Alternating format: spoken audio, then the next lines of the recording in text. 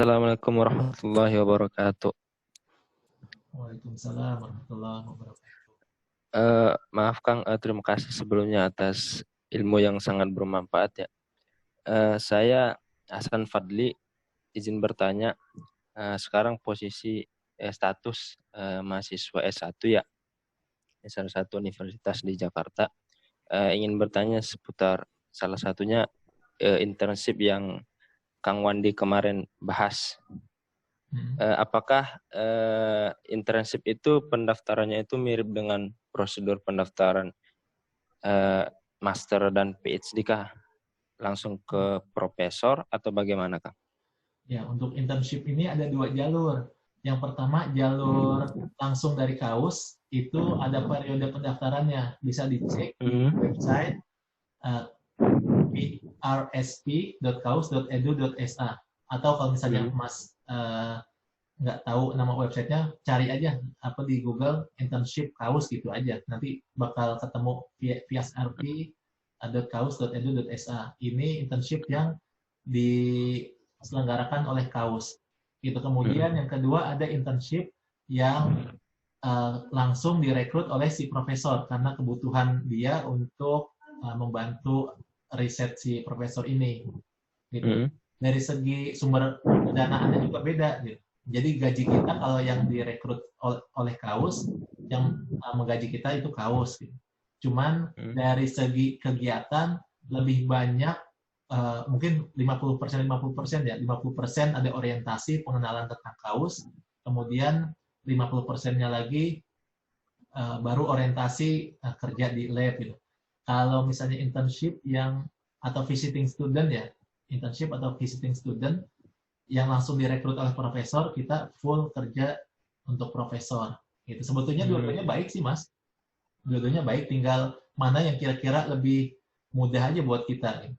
Kalau untuk internship yang diselenggarakan kaus, kayaknya mungkin lebih selektif, karena memang mereka buka di periode pendaftaran tertentu, kemudian mereka lebih fokus, sebetulnya internship ini kan ajang kaus mencari ini sebetulnya calon mahasiswa. Jadi setelah selesai program internship, baru mereka berharap agar mereka ini, si mahasiswa ini yang peserta internship ini, apply untuk lanjut kuliah di kaus. Artinya mereka sudah mulai screening sejak awal. Gitu. Tapi kalau kita internship di profesor, ini kan cuma masalah profesor butuh skill kita atau enggak gitu aja. Gitu. Jadi Kalau kalau ini Mas punya IPK tinggi, kemudian skor bahasa Inggrisnya juga bagus, bisa apply internship yang diselenggarakan oleh kaus. Gitu.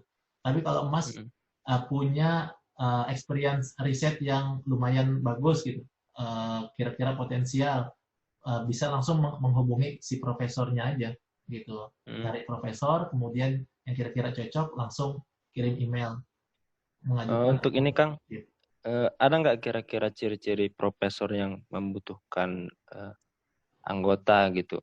Kita nggak tahu sih ya kita harus tanya. Kita tanya. Pertama, Mas screening dulu mana calon profesor yang kira-kira bidangnya sama dengan kita gitu, kemudian baru kita ajukan. Sama seperti kita mau apply beasiswa sebetulnya. Harus ditanya dulu Kang ya. Iya. Kalau untuk berkasnya itu Kang cukup transkrip dan CV langsung diserahkan ke Untuk dosen. awalan itu aja dulu, CV dan transkrip nilai. Gitu. Karena si profesor perlu ngelihat kita pernah ambil mata kuliah apa. Itu kan penting buat dia, kira-kira ini anak bisa dilibatkan di proyek dia atau enggak. Jadi nggak perlu personal statement gitu. Enggak sih, belum. Oh, ya. Masih jauh. Satu lagi Kang, maaf kan saya ini kan jurusannya di agriculture ya, di agroteknologi khususnya. Tapi rencana ada niatan mau ngambil di bioteknologi. Apakah itu relevan diterima oleh bisa aja, tergantung ini Mas. Kadang profesor di bidang bioteknologi juga kan butuh orang dengan background yang lain juga gitu. Sekarang kan untuk riset itu apa ya, udah mulai campur bidang keilmuannya. Jadi nggak cuman bioteknologi cuman ngumpul orang itu aja, enggak sebetulnya. Bisa masuk orang kimia juga bisa masuk, orang fisika juga bisa masuk. Kalau sekarang riset trennya kayak gitu sih, gitu. Oh ya, untuk yang pernah internship di Kaus itu di website Kaustina ada listnya. Mas Hmm, Givari sama Mas Aldi, mungkin Mas bisa tanya-tanya ke mereka. Mas Divari dan Mas siapa kan? Rivaldi Fajar. Mungkin ada kok di ini di website Kaus. Oh iya, terima kasih banyak Kang Bukan, atas silakan. informasinya. Ya, Barakallahu fikum. sama. Waalaikumsalam. Satu. Ya, pokoknya lengkap lah di situs Aus tuh di apa? Di Kepoin. website Kaustina kurang lebih lengkap banget lah informasinya apa yang kita butuhkan. Alhamdulillah. Mangga, ini Teh Andina Gina Nafis, mangga, silakan di unmute saja. Terima kasih Silakan. Kang kesempatannya. Ya, Bismillahirrahmanirrahim. Ustaz Duandi ingin bertanya. Saya Andin, baru lulus tahun kemarin S1. Ini Kang, ada beberapa pertanyaan yang ingin ditanyakan. Yang pertama itu, soal kan tadi harus ngirim ini ya ke profesor tuh, ngirim email gitu. Kita ini dulu aja, apa sih namanya, perkenalkan diri dan bla bla bla. Terus ini juga CV sama transkrip kayak gitu kan tadi udah dijelasin, tapi saya masih bingung sama apa sih konten dalam emailnya tuh seperti apa gitu biar dilirik sama profesor. Kan tadi Akang bilang profesor tuh banyak gitu yang apply ke profesor itu. Nah kira-kira apa sih suatu hal di email yang kita kirim itu yang bisa bikin profesor itu ngelirik email kita gitu Kang. Nah itu pertanyaan pertama. Terus yang kedua itu kan kemarin Akang sempat menjelaskan bahwa peluang untuk diterima di master tuh kalau misalnya dari Indonesia tuh lebih baiknya langsung yang program master terus PhD. Nah itu kalau misalnya yang program master langsung ke PhD itu penelitiannya nanti apakah harus berlanjut gitu Kang atau beda research-nya gitu. Sama yang terakhir sebenarnya yang dicari Kaus itu mahasiswa yang seperti apa gitu Kang.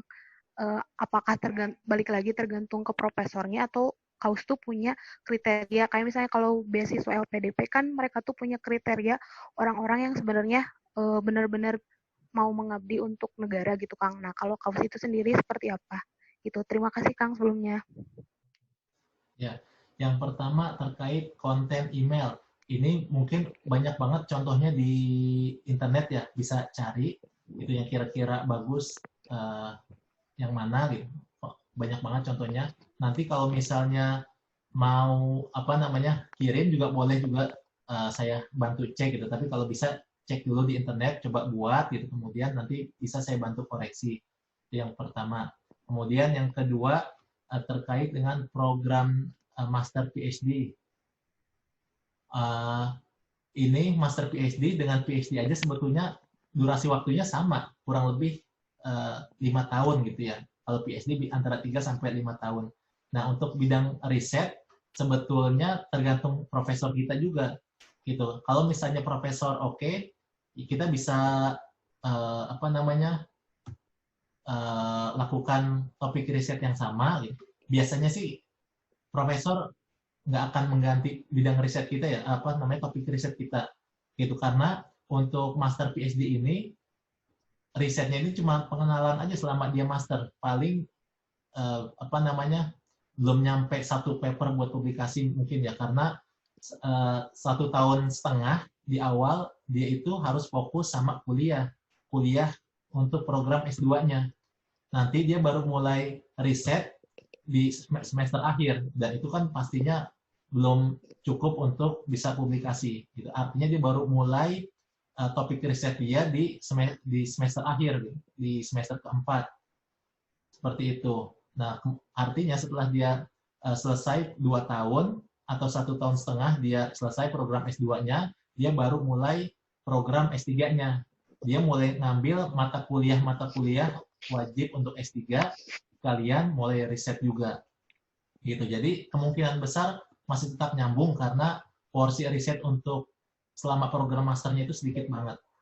Gitu. Kemudian pertanyaan yang ketiga, apa sih ya, kriteria calon mahasiswa yang dicari sama kaus. Yang pertama, ini memang cukup berbeda dengan universitas di negara lain seperti di Korea, Jepang, Cina, dan Taiwan sekali lagi. Karena mereka negara-negara tersebut fokusnya mengembangkan teknologi gitu. Jadi kalau profesor bilang oke, saya cocok sama ini, kemungkinan besar universitas langsung approve, oke, kita proses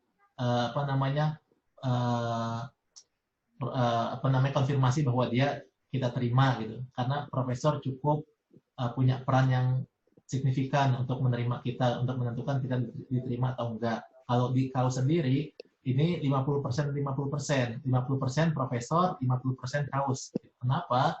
Karena fundingnya sendiri pun berasal dari KAUS. Jadi KAUS juga berhak menentukan kriteria calon mahasiswa yang akan diterima.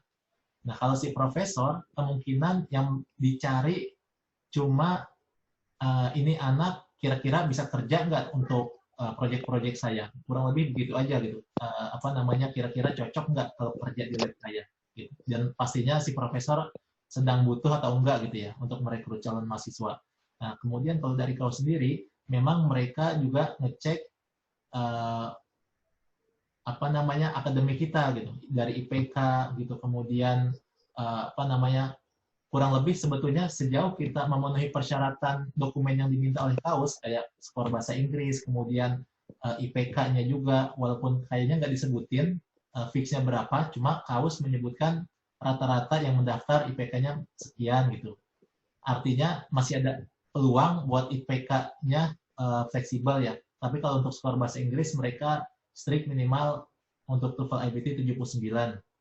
Jadi nggak bisa ditawar-tawar lagi.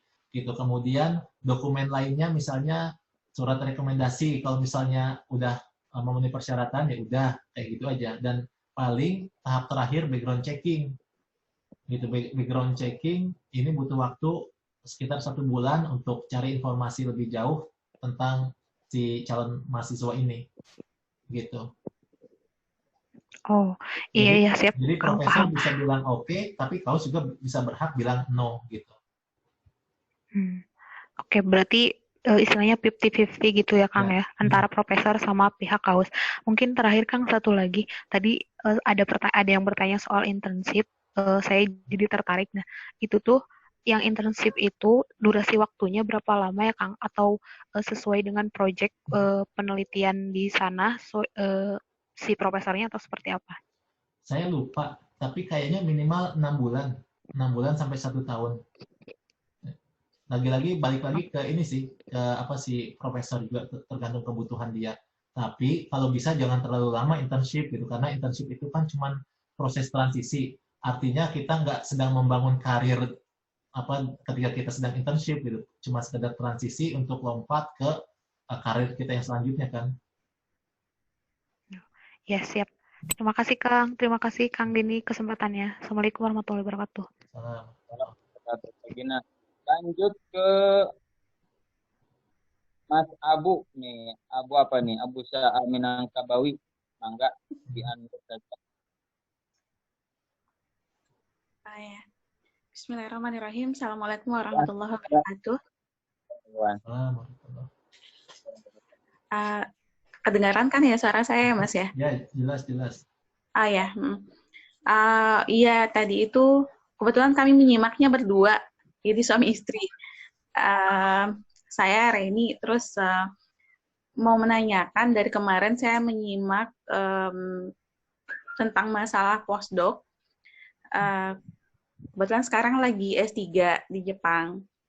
Dan ada sebenarnya ngikutin KAUS itu dari kemarinnya di KAUS Cina tuh udah ngikutin gitu. Terus ada beberapa orang teman yang memang lagi di KAUS juga. Nah, cuman ya dari kemarin karena memang belum dibahas tentang postdoc, saya ingin lebih tahu detailnya. Sebesar apa peluang postdoc di KAUS, dan bagaimana kalau seandainya bidang kita itu tidak persis sama yang ada di KAUS, tapi ada, maksudnya bersinggungan lah gitu, ada relasi korelasinya. Kemudian apakah ada kualifikasi khusus untuk yang akan diterima sebagai postdoc di sana. Mungkin itu yang saya ingin tanyakan. Terima kasih. Oke. Ya, kalau untuk postdoc memang jarang sekali dibahas ya, karena sudah dianggap lebih mandiri gitu. Tapi mungkin akan menarik juga kalau misalnya nanti Kang Denny ngundang juga postdoc di KAUS untuk cerita gimana pengalaman dia melamar posisi postdoc di KAUS. Sekaligus benefit-benefitnya juga beda tentunya. Gitu. Sebetulnya kurang lebih kalau postdoc sama seperti kita melamar kerja ya. Dari segi persyaratan jauh lebih ringan sebetulnya, nggak ada persyaratan skor bahasa Inggris, kemudian transkrip nilai gitu. Jadi seperti kita cuma kayak mau melamar kerja aja ke profesor, kalau misalnya profesor oke, kemudian nanti juga akan ada interview oleh HR gitu. HR juga paling sekedar formalitas aja, cuma mereka juga akan ada background checking gitu. Tapi kalau dari segi dokumen screening lebih ringan gitu dibandingkan dengan calon mahasiswa. Nah, kemudian terkait dengan proyek atau bidang ya yang ada di KAUS, biasanya profesor punya proyek-proyek sampingan juga di luar proyek utama yang mereka kerjain. Gitu, entah proyek dari kolaborasi atau ada funding baru dari industri gitu, atau mereka sedang mencoba material yang mereka kembangkan untuk aplikasi yang memang belum dicoba gitu. Kadang memang banyak sekali profesor meng-hire postdoc yang bukan di bidang dia gitu. Maksudnya bukan di bidang si profesor ini, karena memang misalnya ada postdoc dari orang Indonesia ya di sebuah lab di KAUS gitu. Profesornya bidang water desalination. Ini ada juga alumni dari Jepang. Kemudian dia postdoc-nya sebetulnya di bidang virus. Gitu. Dia PhD-nya di bidang virus gitu, tapi ternyata kerjanya di bidang di lab water desalination. Gitu. Mungkin kalau misalnya terkait hal teknis gimana cara daftarnya, bisa tanya juga ke teman Mbak ya yang sudah postdoc di KAUS. Cuma kurang lebih ya ketika kita temukan profesor yang kira-kira cocok, kita langsung kirim email aja ke mereka. Terus terang kalau untuk postdoc persyaratannya lebih mudah dibandingkan untuk melamar beasiswa S3 atau S2. Gitu sih, Mbak. Oke, Mbak. Ya, berarti keputusannya tetap juga seperti yang S3 tadi ya, maksudnya 50-50 juga gitu. 50-50, cuman untuk HR lebih ke arah formalitas aja sih, Mbak. Paling jadi mereka lebih mengecek background checking biasanya. Ini orang pernah ada kasus apa gitu. Ya, mereka akan ngecek kayak background kita ngapain aja di internet, lebih ke arah situ sih. Gitu. Kalau misalnya dari segi keilmuan, mereka nggak terlalu nggak terlalu intervensi gitu. Lebih banyak profesor yang berpengaruh. Oh gitu ya. Makasih ya Kang informasinya. Padahal kemarin caranya Kang Danang, Mas Danang itu kan postdoc ya, Sir? Iya, betul. Danang postdoc, cuman waktu itu kemarin sebentar sekali belum menjelaskannya. Gitu. Baik. Mungkin nanti bisa juga dibuat diskusi gitu. Cuman memang kebanyakan yang tanya untuk beasiswa sih. Iya. Ini levelnya udah level tinggi banget nih kalau udah postdoc nih. Gitu. Ini ada dari Mas Naufal nih. Ini Kang, kalau transkrip yang kita lampirkan dalam bahasa Indonesia nggak apa-apa ya Kang? Gimana nih nanya?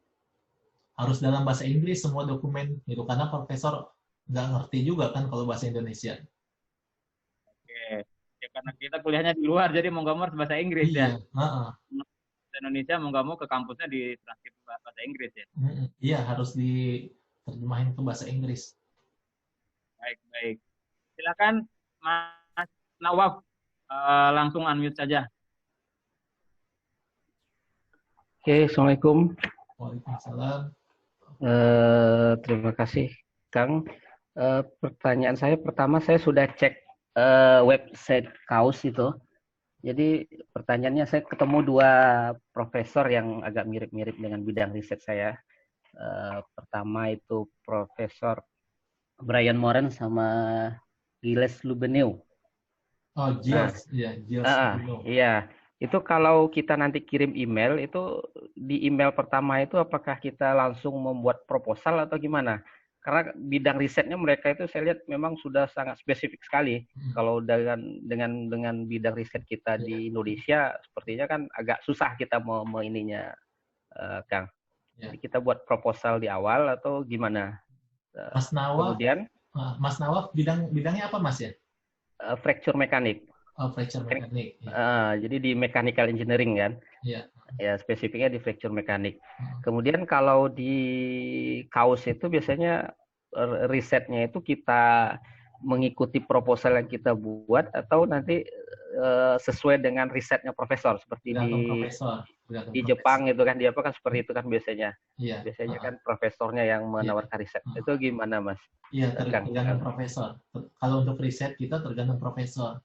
Gitu. Kemudian untuk riset proposal juga sebetulnya kita seharusnya memang diskusi dulu dengan profesor. Jadi waktu kita kontak awal, kita jangan bikin riset proposal dulu aja biar nggak terlalu buang-buang waktu kita juga. Mendingan kita di email aja kita state bahwa bidang riset saya ini, kemudian saya tertarik untuk join di grup kamu, gitu. Kemudian saya lihat riset interest kamu di bidang ini, gitu kan.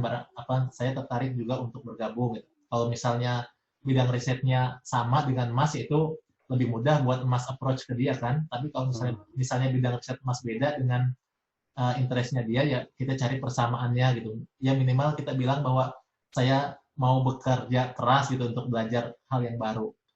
Gitu. Di grupnya Profesor Gilles itu ada orang Indonesia sebagai food scientist, Mas Arif namanya. Bisa dicek di website Kaustina. Ada juga satu mahasiswa tapi baru lulus kemarin. Iya. Udah pulang ke Indonesia. Gitu. Bidangnya juga sama, fracture mekanik juga. Oh iya. Gitu. Untuk Brian Moran, setahu saya dia nggak punya lab karena dia pegang posisi struktural. Gitu. Tapi coba nggak ada salahnya juga sih kirim email ke dia, barangkali dia bisa kasih rekomendasi. Email kedua-duanya nggak apa-apa berarti. Iya, bahkan kalau bisa lebih dari 2 juga lebih bagus kan. Iya. Gitu, artinya kita membuka peluang lebih besar. Kemudian untuk rekomendasi apa harus dari dosen ketika S1, S2 atau bisa dari teman atau gimana kan? Kalau teman yang pasti nggak mungkin gitu ya. Dari kolega maksudnya, kolega kita gitu. Ya intinya surat rekomendasi ini kan oleh supervisor atau orang yang pernah membawahi kita gitu, entah dosen gitu. Yang artinya secara logika kan rekomendasi ini orang yang tahu tentang kerjaan kita gitu, performance kita seperti apa gitu, baik itu dosen waktu S1 kemudian S2 gitu, ataukah supervisor kita di tempat kerjaan, itu nggak ada masalah sih. Oke, ya. Oke, Kang, makasih Kang. Assalamualaikum warahmatullahi wabarakatuh. Waalaikumsalam.